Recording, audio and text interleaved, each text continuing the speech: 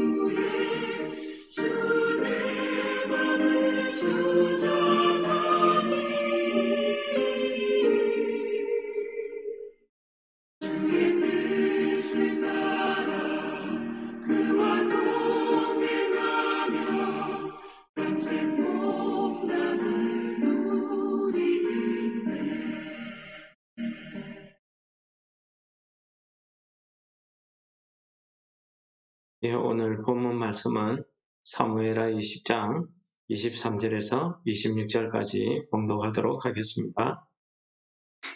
요압은 이스라엘 온 군대의 지휘관이 되고 여호야다의 아들 브나야는 그렛 사람과 블렛 사람의 지휘관이 되고 아도람은 감역관이 되고 아힐롯의 아들 여사밧은 사관이 되고 스와는 서기관이 되고 사독과 아비아달은 제사장이 되고 야일 사람 이라는 다윗의 대신이 되니라. 아멘. 이제 다윗 왕의 복귀 문제가 다 정리된 것 같습니다. 그리고 연속해서 일어났던 압살롬의 반역이나 세바의 반역이 진압이 되고 이제 새로이 나라를 재정비하는 그런 내용의 말씀이 되겠습니다. 나라를 재정비할 때 제일 먼저 행정부의 제도를 새롭게 하는 임명일이 남아있는데요. 오늘 말씀해 보시면은 다시 한번 다윗 왕의 군대의 장관으로 요압이 임명되고 있습니다. 이것은 물론 세바의 반역을 진압한 그 공이 있어서 그렇게 하기도 했고, 또 아마사가 죽어버렸기 때문에 할 수 없이 요압을 다시 임명하기도 측면입니다. 그러나 중요한 것은 다윗 왕이 자기가 아무리 요압을 배제하려고 하면 할수록 상황이 점점 더 요압을 자기의 군대 장관으로 세우지 않으면 안 될 그런 상황으로 흘러가는 거예요. 내가 싫다고 해서 다른 사람을 세운다고 그 사람이 해낼 수 있는 능력이 있는 것도 아니고, 또 그 밑에 있는 모든 사람들이 내가 세운 그 관리를 따라서 복종해주거나 따라주거나 순종해주거나 이러지 않는다는 사실을 오늘 말씀에서 잘 보여줍니다. 다윗은 요압 장군이 정말 싫습니다. 자기 아들을 죽인 죄도 있고요. 자기가 죽이지 말라고 했는데도 아브넬을 죽였고요. 또 자기가 세운 아마사까지 죽였습니다. 결국 이런 요압과의 갈등은 나중에 요압이 아도니아의 반역에 동참함으로써 솔로몬의 손에 의해서 처리가 되는 이런 결말을 가지고 오긴 하지만은, 오늘 당장은 이제 다윗 왕이 나라를 새롭게 정비하고 시작하는 이 시점에서는 요압을 군대 장관으로 임명할 수밖에 없었다는 거죠. 다윗 왕이 이스라엘의 통합왕이 되는 그 과정에 있어서도 처음에 요압을 군대 장군으로 임명했었고, 지금도 또다시 새롭게 시작할 때에 요압을 군대 장군으로 임명할 수밖에 없는 그런 모습을 보입니다. 그리고 오늘 임명된 사람들 몇 면을 우리가 한번 본문 말씀에서 이렇게 살펴보시면은, 많은 사람들이 새롭게 그 인물들이 다 바뀌었습니다. 보시면은 전에 없었던 직책이 새로 생기는데, 그것 중에 하나가 감력관이라는 게 생깁니다. 오늘날로 치면은 고용노동부 정도 될까요? 노동부 장관 정도 되겠습니다. 이 아도람이 임명이 됩니다.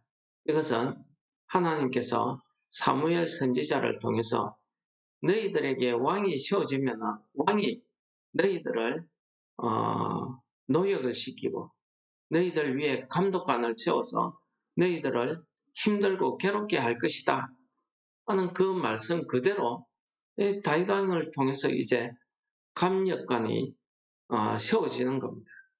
이 감력관이 하는 일이 말 그대로 백성들의 노동을 감독하고 지휘하는 그런 책무를 맡은 사람입니다. 그리고 아일룻의 아들 여호사밧은 사관이 되고, 이 사관이 하는 일은 왕의 행적을 기록하고 남기는, 왕의 문서를 작성해서 남기는 이런 일을 하죠. 스와는 서기관이 되고 사독과 아비아달은 제사장이 되고, 이제 제사장이 이렇게 두 사람으로 이렇게 세워집니다.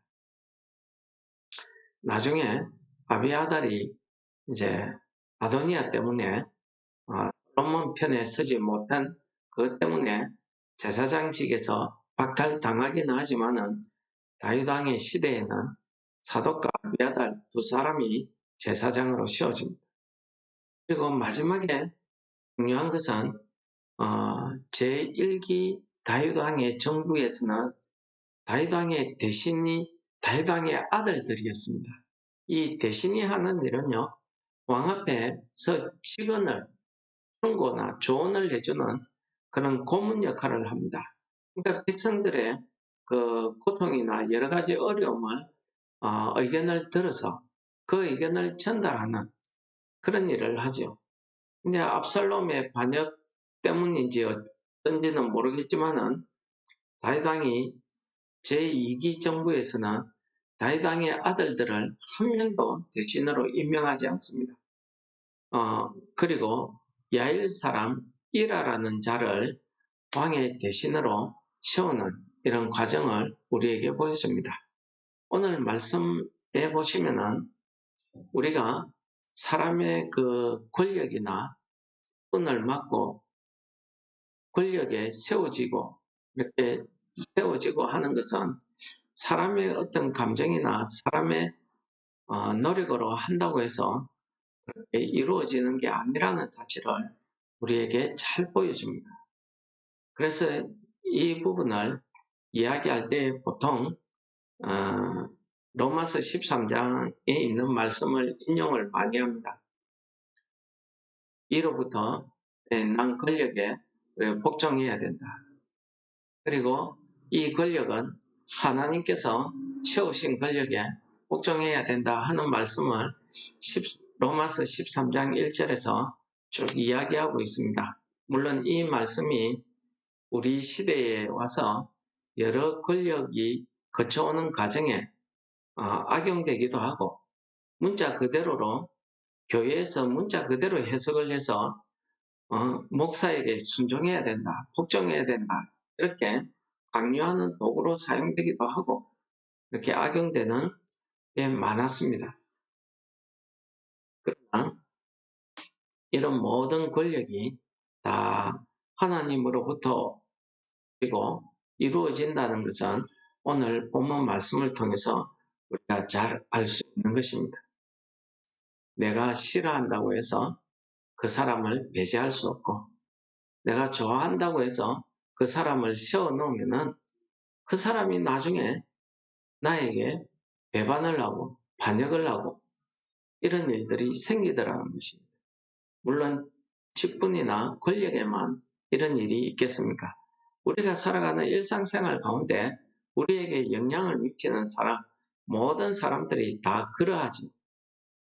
그래서 우리가 이 로마서에 있는 말씀을 우리가 잘 인용하고 잘 해석해야 되는 것입니다. 이것을 무슨 정치 권력이나 글자 그대로 이 말씀으로 해석을 해서 교회의 권력을 세우기 위해서 악용되고 사용될 때에는 많은 부패 정권이 세워지고 카톨릭과 같이 하나님 앞에서 이렇게 하나님을 대신할 수 있는 우상과 같은 그런 존재가 세워지기도 하고 그렇습니다. 우리 오늘날 우리 한국 교회도 그런 경향이 많이 있었죠. 모든 권력은 하나님께서 세웠다는 것은 하나님의 교회, 하나님이 세우신 그 세계 안에서 세움을 받았다는 것은 하나님의 청지기의 역할을, 그 직분을 담당했다는 것입니다. 그러므로 세움을 받은 사람은 하나님의 뜻이 무엇인가를 깨닫고 그 말씀대로 우리가 말씀을 이행해야지 내 기분, 내 생각대로 말씀을 적용하고 해석해서는 안 된다는 사실을 우리에게 잘 보여줍니다. 그러므로 오늘 이 말씀을 우리가 이해를 할 때에는 로마서 13장 1절에 있는 말씀만 읽으시면 안 되고 그 뒤에 있는 말씀도 다 읽으셔야 되는 것입니다. 그 뒤에 있는 말씀을 다 읽어보시면은 선한 일에 힘써야 되고 선한 일을 행하는 자에게 복종을 해야 된다 하는 말을 합니다. 여기에서 선하다는 게 무엇입니까? 하나님의 뜻을 이루는 겁니다. 아무리 위에서 세운 모든 권세, 권력이라고 해서 우리가 다 무조건 복종해야 된다 이렇게 해석해버리면 우리가 살아가는 이 시대에 하나님의 말씀이 왜곡되고 오해될 수가 있는 것입니다. 그러므로 우리가 악행을 행하는 권력을 보면 권력이 잘못된 길을 가게 되면 그것에 대해서 우리가 저항하고 그것을 바로잡을 수 있도록 충고하고 이런 일을 할 수 있어야 된다는 거죠. 그래서 모든 권력이, 모든 권력자들이 청지기의 사명을 가지고 하나님께서 이 땅에, 이 나라에, 우리 교회에 나를 세워서 하시고자 하는 하나님의 뜻이 무엇인가를 알고 그 뜻대로, 하나님의 선하신 뜻대로 행할 때에 모든 사람들이 거기에 복종하고 같이 협력해서 선을 이루어야 된다는 그런 뜻이 거기에 담겨져 있는 것입니다. 그러므로 저는 이런 권력이나 이런 부나 주께서 우리에게 이 땅을 살아가면서 주시는 모든 것은 다 하나님께서 주신 것이다. 이런 믿음이 우리에게 필요합니다. 욥이 동방에서 거부고 그 지역에서 유력한 자였습니다. 단순히 돈이 많은 자가 아니라 그 지역에서 영향력을 미칠 수 있는 큰 자라는 표현을 쓰고 있습니다. 권세, 권력이 있었다는 거죠. 하루아침에 망해버립니다. 그리고 욥이 하나님 앞에 뭐라고 신앙 고백을 하고 있습니까? 내가 모태에서 알몸으로 낳아사온즉 또한 알몸으로 그리로 돌아가올지라. 주신 이도 여호와시요 거두시는 이도 여호와시오니 여호와의 이름이 찬송을 받을지어다. 이렇게 자기의 신앙을 고백하고 있습니다. 우리도 마찬가지입니다. 하나님께서 주신 이 직분, 내 직업, 내 부, 이런 것들이 내가 열심히 노력했어. 내가 잘 되었어. 하나님께서 주신 것도 있겠죠. 그러나 이 욥과 같은 이런 믿음, 이런 신앙이 없으면 그것이 마치 내 것인 것처럼 내 마음대로 써버리게 되는 겁니다. 권력을 남용하게 되는 거지. 절대 그렇지 않습니다. 하나님께서 많은 사람들 가운데 특별히 내게 그 부를, 그 권리를 감당하도록 우리에게 허락해 주신 것입니다. 하고 하면은 우리가 이것을 가지고 다른 사람을 평가하거나 지배하거나 하는 것보다는 내가 이것을 하나님이 나에게 맡겨주신 이 부, 이 직업, 이 지위를 가지고 내가 어떻게 이 땅에서 하나님의 나라를 이루어갈 것인지, 하나님의 그 선한 뜻을 이루어갈 것인지 이것을 고민하고 기도하고 위해서 노력해야지 이것을 가지고 남과 비교해서 우월감을 가진다든지 남을 핍박하고 남을 억압하는 데 사용한다든지 하면은 하나님께서 로마서 13장 밑에 보시면은 악행을 행하는 자는 징벌을 받을 것이다. 아무리 권세라도 그것을 악하게 쓰면은 징벌을 받을 것이다. 는 말씀이 분명히 기록되어 있습니다. 그래서 로마서 13장을 해석을 할 때에 1절만 가지고 그렇게 해석하시면 큰 오해를 낳게 되는 거죠.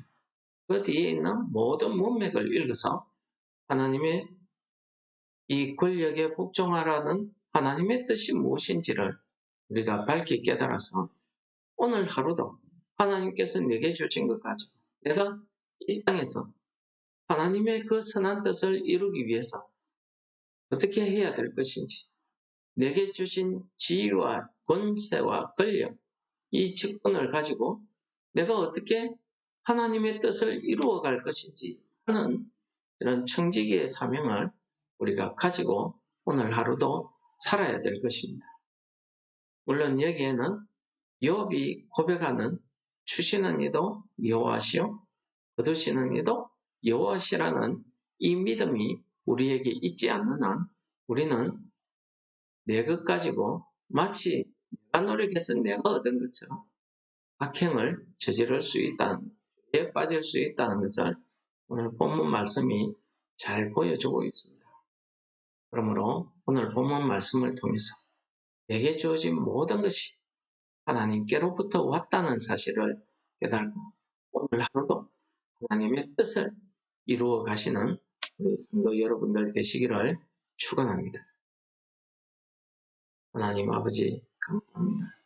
이 세상의 많은 사람들 가운데 특별히 저희들을 축복하셔서 하나님의 자녀로 삼아주시고 또 이 땅에 살아가면서 하나님께서 우리에게 맡겨주신 모든 것으로 이 땅에서 오늘 하루도 하나님의 뜻을 이루어가며 하나님의 나라를 세워가는 데에 우리가 귀하게 쓰임받게 하여 주시옵소서. 오늘 하루의 모든 삶을 통해서 하나님 앞에 우리의 삶이 공의 되기를 소원하고 예수님 이름으로 감사 기도드립니다. 아멘. 하늘에 계신 우리 아버지여, 이름이 거룩히 여김을 받으시오.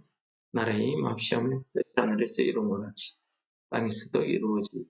오늘날 우리에게 일용할 양식을 주옵시고 우리가 우리에게 죄 지은 자를 사하여 준 것 같이 우리 죄를 사하여 주옵시고 우리를 시험에 들게 하지 마옵시며 다만 악에서 구하옵소서. 대개의 나라와 근세와 영광이 아버지께 영원히 싸움나이다. 아멘.